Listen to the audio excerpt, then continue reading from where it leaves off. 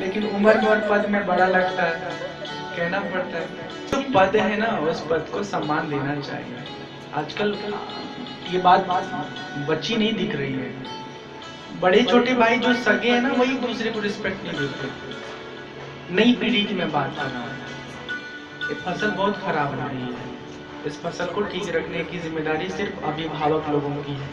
जैसे नाम लेना, तड़ाक से एक चटकन मारो। भाई है बड़ा तो उसे भैया कहो। कौन कहेगा? अगर घर का बच्चा आपको भैया नहीं कहेगा तो गांव वाला कहेगा? नहीं कहेगा। कितना सुख मिलता होगा। मुझे लगता है मेरा तो कोई बड़ा भाई नहीं है, लेकिन मैं इतना महसूस करता हूं कि जब कोई मुझे भैया कहता है ना, तो मुझे मजा आता है। क्योंकि छोटे जब भैया कहते हैं तो जब मेरा कोई बड़ा भाई होता है तो हम भी उसको भैया कहते हैं, तो उसको बहुत अच्छा लगता है। ऐसे ढेर सारे लोगों को हम भैया कहते हैं, ठीक है ना। लेकिन जब भाई, सुनना, जब कोई अपना कहता है तो उसमें वो अपनत्व का भाव आ ही जाता है।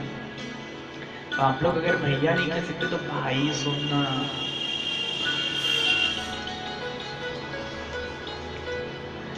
खेलने जाते हैं ना, तो जानबूझ के जीतते जीतते हार जाते हैं राम जी।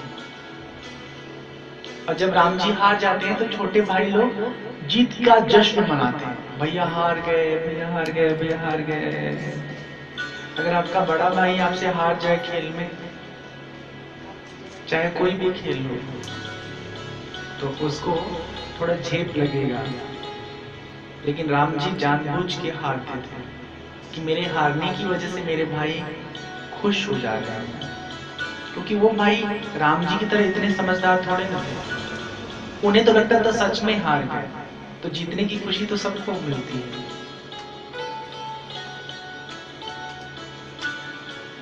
भगवान श्री राम ठाकुर हैं, क्षत्रिय, तो वो वन में जाते हैं और शिकार भी करते हैं। ये बात आप जान लो। आपके मन में प्रश्न उठ सकता है, वो भगवान जीव हत्या करते थे? जीव हत्या नहीं करते थे, जीवों को ताड़ते थे।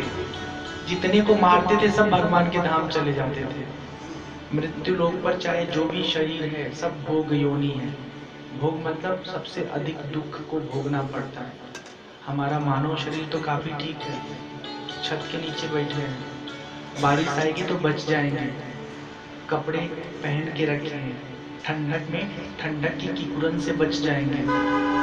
लेकिन आप सोचो, आप और हमारे अलावा जो और योनियां हैं, गाय है, कौवा है, कोयल है, ढेर सारे लोग हैं जिनके पास ये ऑप्शन नहीं है कि अपने आप को बचा सके।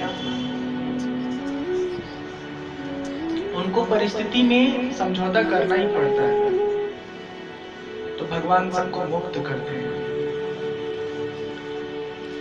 और जो सबसे बड़ी बात भगवान के जीवन से लेने की है वो याद, ध्यान से सुनिए। आज हमारे घरों में ना विशेषकर भोजन का तौर तरीका बिल्कुल बदल गया है। जिसको जब मर्जी आता है तब वो भोजन करता है। इसका स्वास्थ्य पर तो हानिकारक प्रभाव पड़ता ही है, लेकिन परिवार के वातावरण पर भी बहुत हानिकारक प्रभाव पड़ता है। जब हम साथ में खाना तैयार होने के बाद भोजन करते हैं ना, तो वो एक ऐसा टाइम होता है कि भोजन करते करते करते करते हम पूरे फैमिली से इंटरैक्ट हो जाते हैं, बातचीत कर पाते हैं, हंसना, मुस्कुराना, कुशल क्षेम पूछना। क्योंकि जीवन इतना व्यस्त हो गया है कि पिताजी के पास वक्त ही नहीं है पैसा कमाने के अलावा कि वो अलग से बच्चे के प्रति ध्यान दे पाए। तो आप लोग प्रयास करिए कि आप लोग इकट्ठे भोजन करिए और मिलजुल कर बांट कर करिए। आप बड़े जब करेंगे ना तो आपके बच्चों में वो भावना घर कर जाएगा। और जब कभी वो ना अकेले भोजन करने को पाएगा तो उसे याद आएगा कि आज छोटा भाई कहाँ गया। क्योंकि साथ साथ भोजन करने की आदत है ना, तो वो प्रेम जो आप उसके अंदर डालोगे ना, ग्रुपिंग का, समूह का, वो जीवन भर बरकरार रहेगा। भले बड़े होने पर घर अलग अलग बना लेंगे, लेकिन खाने का किचन एक रखेंगे। किचन भी अपना बना लेंगे, लेकिन जो डाइनिंग टेबल है ना, वहां सब दोनों अपना अपना खाना लेके आएंगे। कुछ सब्जी इधर का उधर जाएगा, उधर का इधर जाएगा। तो 2 सब्जी बनाओगे और 2 उधर बनेगा, तो 4 सब्जी का फ्लेवर मिलेगा आपको। और अकेले रहोगे तो खाओ 2-2, लेकिन जो मिलकर रहेंगे उनको तो 4-4 स्वाद मिलेगा ना। इसलिए प्यार बना के रखना। सच में आपको पता है, समूहवादी जो परिवार था ना, जॉइंट फैमिली, उसका बहुत लाभ है। अगर प्रेम बना के रखे हो, समूह में रह रहे हो, तो आप कहीं बाहर गए तो आपके घर को देखने वाला आपका दूसरा भाई है। और नहीं, बाजू में रहते हो और लड़ाई झगड़ा करके संबंध खराब कर दी हो, कोई घर लूट भी ले जाएगा ना, तो भी बोलेगा नहीं, अच्छा ही लूट गया। इसलिए प्यार बरकरार रखना। भगवान श्री राम रोज उठ करके अपने माता पिता को प्रणाम करते हैं। अब बताओ, हम लोग करते हैं क्या? बहुत अच्छी बात है। एक लड़का बोला कि हाँ करते हैं। कभी कभी कर रहा हो कोई बात नहीं, करता तो होगा, ऐसा उम्मीद है।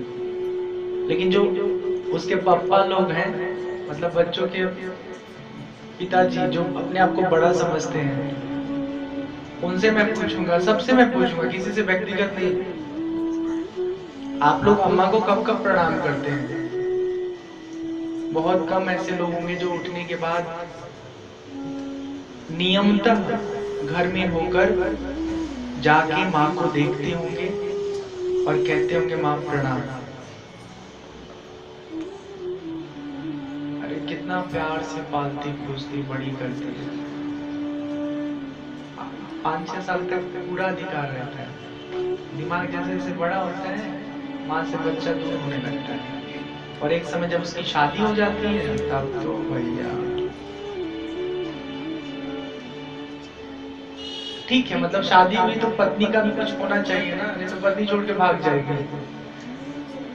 लेकिन फिर भी माँ बाप के प्रति प्रेम बना के रखना। व्यापक अकल अनीह अजर, निर्गुण नामन रूप, भगत हेतु नाना विधि, करत चरित्र अनु।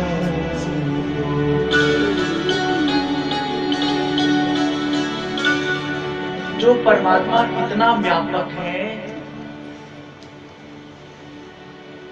कि कहीं एक जगह आ ही नहीं सकता, इतना फैला हुआ है, बहुत फैली हुई चीज को आप कहीं रख नहीं सकते।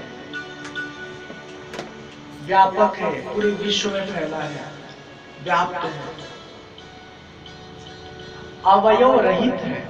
अवयव मतलब हमारे शरीर में अवयव है, मांस है, हड्डी है, बाल है, खाल है, चमड़ा, उसके अंदर कुछ नहीं है, इन सब के बिना है वो। अनीह है, इच्छा भी नहीं है। ये मतलब इच्छा, अनीह मतलब इच्छा जिसके भीतर ना हो। अज है मतलब अजन्मा, जिसका जन्म नहीं होता। निर्गुण है। निर्गुण मतलब 2 तरह का अर्थ समझना। एक तो गुण, बहुत अच्छा बोलना, बहुत सुंदर दिखना, और दूसरा गुण होता है सत रज तम। 3 प्रकार के गुण हमारे भीतर रहते हैं, वो दिखाई नहीं देते, पर शरीर में ना सॉफ्टवेयर की तरह इनबिल्ट रहते हैं, घुसे रहते हैं। उन तीनों का अपना प्रभाव होता है। यहाँ पर आप समझ लीजिए कि जब सत्व आता है ना, तो बुरा से बुरा आदमी आंख बंद करके चुपचाप बैठ जाता है, कोई गड़बड़ काम नहीं करता है। जब रजस आता है भीतर, रजस गुण प्रधान होता है, तो खूब ढेर सारा काम करता है, सारा घर का साफ सफाई सब करने लगता है उसी समय। और जब तमस आता है ना, तो बढ़िया से बढ़िया काम छोड़ करके सो जाता है। मतलब हम साधारण लोग गुणों के प्रभाव से जीवन जीते हैं। भगवान के भीतर ये गुणों का प्रभाव है ही नहीं, ये गुण भगवान के अधीन रहते हैं।